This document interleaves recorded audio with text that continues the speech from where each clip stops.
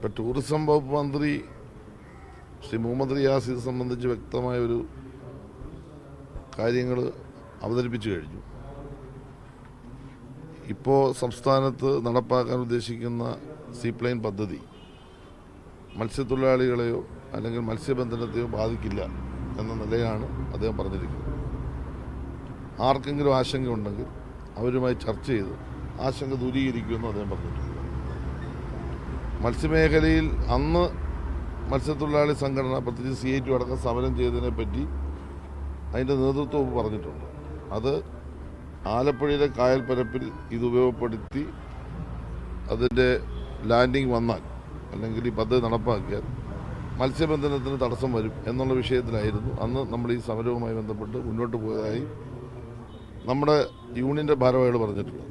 എന്നാൽ ഇപ്പോൾ അങ്ങനെയല്ല ആലോചിക്കുന്നത്. ഇപ്പോൾ മത്സ്യബന്ധനം നടത്തുന്ന സ്ഥലങ്ങളിലല്ല ഇപ്പോൾ ആലോചിക്കുന്നത്. ഡാമുകളും മറ്റ് സ്ഥലങ്ങളിലുമാണ് അതിൻ്റെ പദ്ധതി ക്രമീകരിച്ചിട്ടുള്ളത്. മത്സ്യത്തൊഴിലാളി ഒരു തരത്തിലും ദോഷകരമായി ബാധിക്കുന്ന ഒരു നടപടിയും സർക്കാരിൻ്റെ ഭാഗത്തുനിന്നും ഉണ്ടാകാൻ യാതൊരു സാധ്യതയില്ല. അവർക്ക് എന്തെങ്കിലും ആശങ്കയുണ്ടെങ്കിൽ അത്തരം കാര്യങ്ങൾ ചർച്ച ചെയ്ത് പരിഹരിക്കും. എന്നാൽ ബഹുമാനപ്പെട്ട ഉമ്മൻചാണ്ടി സാറിൻ്റെ കാലത്ത് ഈ പദ്ധതി എതിർത്തത് കൊണ്ടല്ല നടപ്പാകാതെ പോയത്, അവരുടെ കെടുകാര്യസ്ഥത കൊണ്ട് നടപ്പാകാതെ പോയതാണ്. സ്വാഭാവികമായിട്ടും മത്സ്യത്തൊഴിലാളി സംഘടനകളിൽ അഭിപ്രായ വ്യത്യാസം പറയുമല്ലോ. അന്ന് അഭിപ്രായ വ്യത്യാസം പറഞ്ഞു എന്നതിൻ്റെ പേരിലല്ല, അതിനുശേഷം യാതൊരു ഫോളോ അപ്പ് നടന്നില്ല.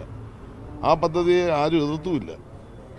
മത്സ്യത്തൊഴിലാളി സംഘടനകൾ അവരുടെ ഒരു അഭിപ്രായ പ്രകടനം നടത്തിയെന്നേ ഉള്ളൂ. പക്ഷെ ആ ഗവൺമെൻറ്റിൻ്റെ പരാജയമായിരുന്നു ആ പദ്ധതി പിന്നെ മുന്നോട്ട് കൊണ്ടുപോകാത്തത്. അപ്പോൾ ഈ ഗവൺമെൻറ്റിനെ സംബന്ധിച്ചിടത്തോളം ആ പദ്ധതി നടപ്പാക്കണമെന്നും ആ പദ്ധതി ആർക്കും ദോഷകരമല്ലാത്ത രൂപത്തിൽ കേരളത്തിൻ്റെ ടൂറിസം വികസനത്തിന് ഏറ്റവും പ്രധാനപ്പെട്ട ഒന്നാണെന്നുള്ള കാഴ്ചപ്പാടിൻ്റെ അടിസ്ഥാനത്തിൽ പദ്ധതിയുമായി മുന്നോട്ട് പോവുകയും ആശങ്ക ദൂരീകരിക്കുകയും എല്ലാവരെയും വിശ്വാസത്തിലെടുത്ത് പദ്ധതി നടപ്പാക്കുന്ന നിലപാടാണ് സംസ്ഥാന ഗവൺമെൻറ് ടൂറിസം വകുപ്പ് സ്വീകരിച്ചിട്ടുള്ളത്. അങ്ങനെയല്ല ഞാൻ പറഞ്ഞത്. അന്ന് കായലിൽ കൊണ്ടുവരും എന്ന പ്രഖ്യാപനം വന്നപ്പോഴാണ് മത്സ്യത്തൊഴിലാളി സംഘടനകൾ സമരത്തിലേക്ക് വന്നത്. എന്നാൽ അതിൻ്റെ പേരിലായിരുന്നില്ല പദ്ധതി ഉപേക്ഷിക്കപ്പെട്ടത്. ആ ഗവൺമെൻറ് കെടുകാര്യസ്ഥത കൊണ്ട് ഉപേക്ഷിക്കപ്പെട്ട പദ്ധതിയാണ്. കാരണം പിന്നീട് ഒരു ഫോളോ അപ്പ് ആക്ഷൻ നടത്തിയില്ല. ആ ബന്ധപ്പെട്ട സംഘടനകളുമായി ഒരു ചർച്ചയ്ക്ക് ഗവൺമെൻറ് തയ്യാറായില്ല.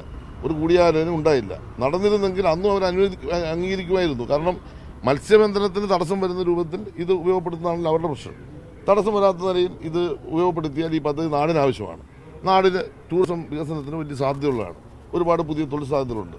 അപ്പോൾ ആ നിലയിൽ നമുക്ക് എങ്ങനെയാണിത് ഓപ്പറേറ്റ് ചെയ്യാൻ കഴിയുന്നത് എന്നതാണ് ഇപ്പോൾ ഗവൺമെൻറ് ആലോചിച്ചിട്ട് ഈ പദ്ധതി ഇപ്പോൾ നമ്മൾ തയ്യാറാക്കുന്നത്. അപ്പോൾ നമ്മൾ തയ്യാറാക്കുന്ന പദ്ധതിയെപ്പറ്റി അവർക്ക് തെറ്റിദ്ധാരണയോ ആശങ്കയോ ഉണ്ടെങ്കിൽ ബഹുമാനപ്പെട്ട മന്ത്രി തന്നെ പറഞ്ഞിട്ടുണ്ട്, ആശങ്ക ദൂരീകരിക്കും, ചർച്ച ചെയ്യും. ഗവൺമെൻറ് എന്തായാലും ഒരു കാര്യത്തിൽ വ്യക്തമാണ്, ടൂറിസം പ്രൊമോഷൻ കേരളത്തിന് അനിവാര്യമാണ്.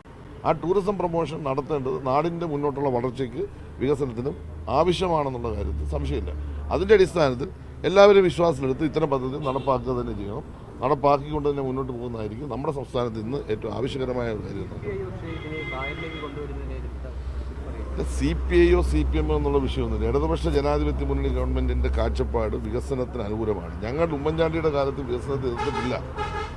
വികസനത്തിനെ എതിർക്കല്ല ഞങ്ങൾ ചെയ്ത്, വികസനം നടത്താൻ താല്പര്യപ്പെടാത്തതിൻ്റെ ഭാഗമായി ഉണ്ടായിട്ടുള്ള കെടുകാര്യസ്ഥയാണ് ഞങ്ങൾ ചോദ്യം ചെയ്തത്. അല്ല, കേരളത്തിൻ്റെ ഒരു വികസനത്തെ ഇടതുപക്ഷം എതിർത്തിട്ടില്ല, CPM എതിർത്തില്ല.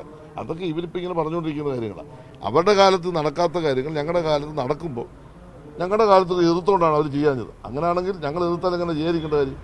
അപ്പോൾ ഞങ്ങൾ എതിർത്തതിൻ്റെ കാര്യമില്ല, അവർക്ക് കഴിവില്ലായിരുന്നു, അതിൻ്റെ കെടുകാര്യസ്ഥയായിരുന്നു ഉണ്ടായിരുന്നു. അതിൻ്റെ ഭരണപരമായ പരാജയമായിരുന്നു എന്ന് സംഭവിച്ചത്. കേരളത്തിൽ നാഷണൽ ഹൈവേ എതിർത്തുകൊണ്ടാണോ? എതിർപ്പുണ്ടാകും, സ്വാഭാവികമായിട്ട് എതിർപ്പുണ്ടാകുമല്ലോ. നാഷണൽ ഹൈവേ ഇപ്പം എങ്ങനെ യാഥാർത്ഥ്യമായത്? സർക്കാർ 6000 കോടി രൂപ കൊടുത്ത് ഭൂമി ഏറ്റെടുക്കലിന് കേന്ദ്രത്തോട് ഒപ്പം സഹകരിച്ചു. അതുപോലെ തന്നെ നമ്മുടെ ദേശീയ ജലപാത എതിർപ്പില്ലാഞ്ഞിട്ടാണോ? എതിർപ്പുണ്ടാവും. ഇപ്പോൾ ദേശീയ ജലപാത യാഥാർത്ഥ്യമായിരുന്നു. ഞാൻ എല്ലാ വിശദാംശവും പോകുന്നില്ല. കെടുകാര്യസ്ഥത ഉണ്ടായിരുന്ന UDF ഗവൺമെൻറ്റിൻ്റെ കെടുകാര്യസ്ഥത മറച്ചു വെക്കാനാണ് LDF നടത്തുന്ന വികസന പ്രവർത്തനങ്ങൾ. ആ വികസന പ്രവർത്തനങ്ങളെല്ലാം അന്ന് ഞങ്ങൾ തടസ്സപ്പെടുത്തിയതുകൊണ്ടാണ് എന്ന ഒരു വ്യാഖ്യാനം കേരളത്തിൽ പ്രചരിപ്പിക്കുന്നത് വസ്തുതാവിരുദ്ധമാണ്. LDF അന്നും വികസനത്തിന് അനുകൂലമാണ്, ഇന്നും വികസനത്തിന് അനുകൂലമാണ്. കേരളം ഇന്ന് ലോകത്തിൻ്റെ മുൻപിൽ ഏറ്റവും കൂടുതൽ വളർന്നത് ഇടതുപക്ഷ കമ്മ്യൂണിസ്റ്റ് ഗവൺമെൻറ്റുകൾ കൊണ്ടുവന്നുള്ള നിലപാടുകളും നയങ്ങളും അവരുടെ കാലത്ത് കൊണ്ടുവന്നിട്ടുള്ള പദ്ധതികളുമാണ്. യാതൊരു സംശയവും ഇല്ല. അത് ഇപ്പോൾ ഇവിടെ വിശദീകരിക്കാൻ കഴിയില്ല, സമയം ഒരുപാട് പോകും. അതാണ് കേരളത്തിൻ്റെ വളർച്ചയുടെ അടിസ്ഥാനം. അല്ല, അത് ഗവൺമെൻറ്റിൻ്റെ നിലപാട് ബന്ധപ്പെട്ട മന്ത്രി തന്നെ പറഞ്ഞു. അങ്ങനെ അവരുമായിട്ട് ചർച്ച ചെയ്തിട്ട് അവരുടെ അഭിപ്രായം കേൾക്കാൻ തയ്യാറാണല്ലോ, പിന്നെ പ്രശ്നമൊന്നുമില്ലല്ലോ. അവരെല്ലാവരും സഹകരിക്കുമെന്നാണ് എൻ്റെ വിശ്വാസം. സഹകരിക്കണം.